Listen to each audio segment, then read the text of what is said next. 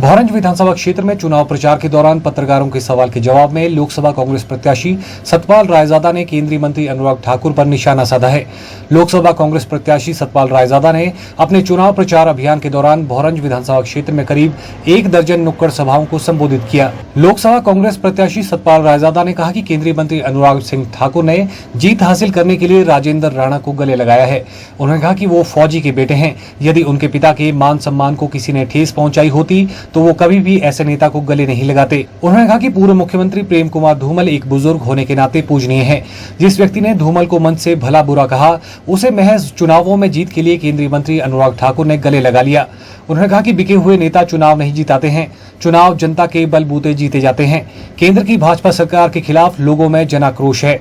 मैं भोरंज विधानसभा क्षेत्र के जो लोग हैं, बहुत सच्चे पक्के लोग हैं।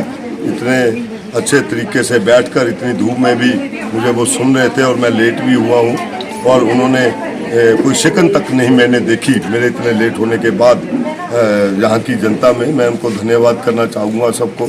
और जो मैं एक अंडरकरंट देख रहा हूँ वो निश्चित तौर पे जो सुखविंदर सिंह सुक्खू जी की सरकार को गिराने की कोशिश जिस तरीके से विधायकों ने की और इसके साथ साथ भाजपा ने उन बिके हुए विधायकों को जिस तरीके से टिकटें भी दी और जो भाजपा के जो बड़े बड़े नेता थे वो उनके हाथ में झोला पकड़ा दिया और जो बिके हुए कैंडिडेट्स थे उनको उन्होंने लीडर बना दिया। जो ऐसी सोच जो आगे लेकर भाजपा के बड़े नेता आए, इसमें मुझे लगता है कि जो भाजपा के कार्यकर्ता भी हैं वो भी रुष्ट हैं और वो भी ये एक मूड बना चुके हैं कि इस दफ़ा हमने ऐसे लोगों को बाहर फेंकना है। ये मुझे ऐसा एहसास हो रहा है, इन लोगों के मन की भावना को मैं पढ़ रहा हूँ तो मुझे निश्चित तौर पे ये एहसास हो गया है कि जो हमारी 6 सीटों पे चुनाव हो रहा वो तो हम जीतेंगे ही जीतेंगे, लेकिन इस दफ़ा जो है वो 4 की 4 सीटें जो संसदीय क्षेत्र की सीटें हैं वो भी हम जीतेंगे। इस अनुराग ठाकुर के कार्यकाल को मैं क्या अंकूं? जिस व्यक्ति से ये क्वेश्चन किया गया कि आपने हमीरपुर संसदीय क्षेत्र की बात आज तक संसद में क्यों नहीं उठाई, तो आप हमीरपुर संसदीय क्षेत्र की बात क्यों नहीं करते हैं, तो उन्होंने कहा कि ये इलेक्शन जो है वो हिंदुस्तान का हो रहा है, ये इलेक्शन जो है हिमाचल का या हमीरपुर संसदीय क्षेत्र का नहीं हो रहा।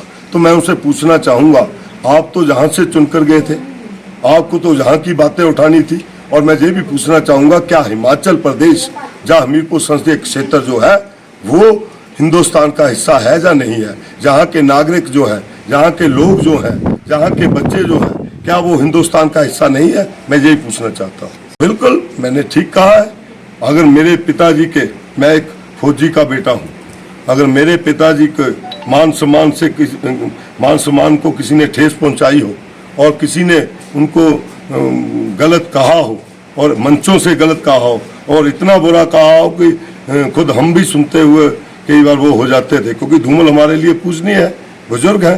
पर लेकिन एक बुजुर्ग को इस तरीके से हम अटल जी के खिलाफ मैं कुछ बोलूं तो वो मेरी औकात नहीं है। मैं सीधी सी बात करता हूं।